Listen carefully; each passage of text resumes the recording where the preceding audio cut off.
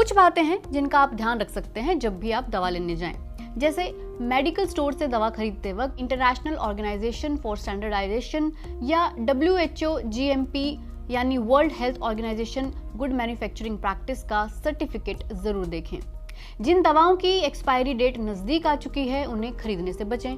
कई जगहों पर दवाएं बड़ी मात्रा में खरीद ली जाती हैं और जब उनकी एक्सपायरी डेट में 3 महीने बचते हैं तो उनको भारी डिस्काउंट पर बेचा जाता है। तो ये ध्यान रखें कि आप डिस्काउंट के चक्कर में ऐसी दवाएं ना ले लें।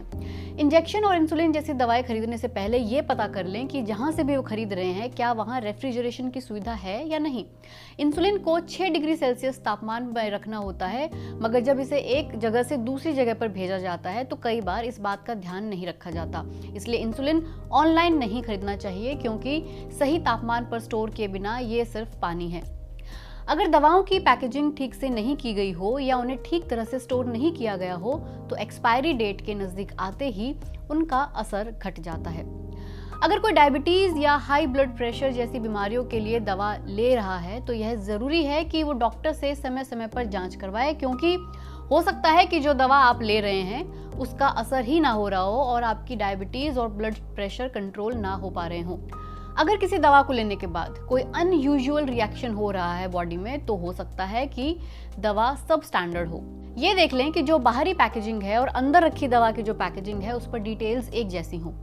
कई बड़ी फार्मा कंपनियां अब पैकेट पर QR कोड भी डालने लगी हैं। जब आप इस QR कोड को स्कैन करेंगे तो आपको पता चलेगा कि दवा बनाने वाली कंपनी का नाम और पता क्या है, दवा का बैच नंबर क्या है, किस दिन बनी है, एक्सपायरी की तारीख क्या है। इससे आप ये पता लगा सकते हैं कि ये नकली दवा नहीं है। ऐसे कई केस आए हैं जहां किसी और कंपनी के नाम पर नकली दवा बेची जा रही थी। इसलिए सरकार ने 300 फार्मा कंपनियों के लिए इस QR कोड को पैकेट पर लगाना जरूरी कर दिया है।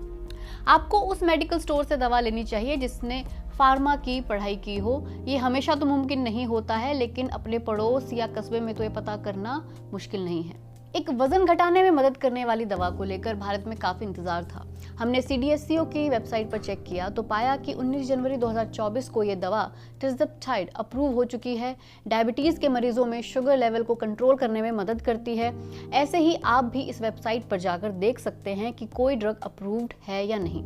साथ ही हर एक राज्य में एक ड्रग कंट्रोल डिपार्टमेंट भी होता है। उसकी वेबसाइट पर भी आप जाकर देख सकते हैं कि कौन से ड्रग्स बैंड हैं, कौन से अप्रूव्ड हैं, या आपको कोई नंबर चाहिए जहां पे आप शिकायत करना चाहते हैं किसी ड्रग की तो आप वहां पे कर सकते हैं।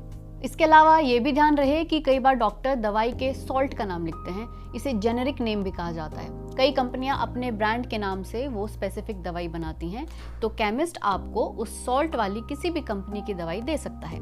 जैसे पैरासिटामोल बुखार और दर्द के लिए एक दवा है। पैरासिटामोल जेनेरिक नेम भी है, लेकिन भारत में कुछ कंपनियां इसे डोलिप्रेन या डोलो के नाम से भी बनाती हैं। आप पैरासिटामोल के नाम से भी खरीदेंगे तो भी वही दवा है, डोलो के नाम से भी खरीदेंगे तो उसमें भी पैरासिटामोल ही है, बस कीमत अलग अलग हो सकती है। लेकिन सबसे बेहतर यही है कि जब भी डॉक्टर आपको कोई दवाई लिख रहे हैं तो उनसे पूछ लेना चाहिए कि कौन सी दवाई किस चीज के लिए है और वे सॉल्ट लिख रहे हैं या ब्रांड का नाम लिख रहे हैं। बाकी देश में अगर नकली दवाइयों को कम करना है, सब स्टैंडर्ड दवाइयों को कम करना है तो सबसे ज्यादा कारगर एक्शन है कि लगातार सैंपल कलेक्ट होते रहें और टेस्ट होते रहें। सरकार भी ये देखे कि किसी दवा को अप्रूव करने में या किसी दवा के सब स्टैंडर्ड निकलने पर कोई रिश्वत के दम पर तो ना छूट जाए। ये अच्छा ही है कि इस तरह के टेस्ट होते रहें, उनसे पैनिक होने की जरूरत नहीं है, उनके लगातार होते रहने की जरूरत है।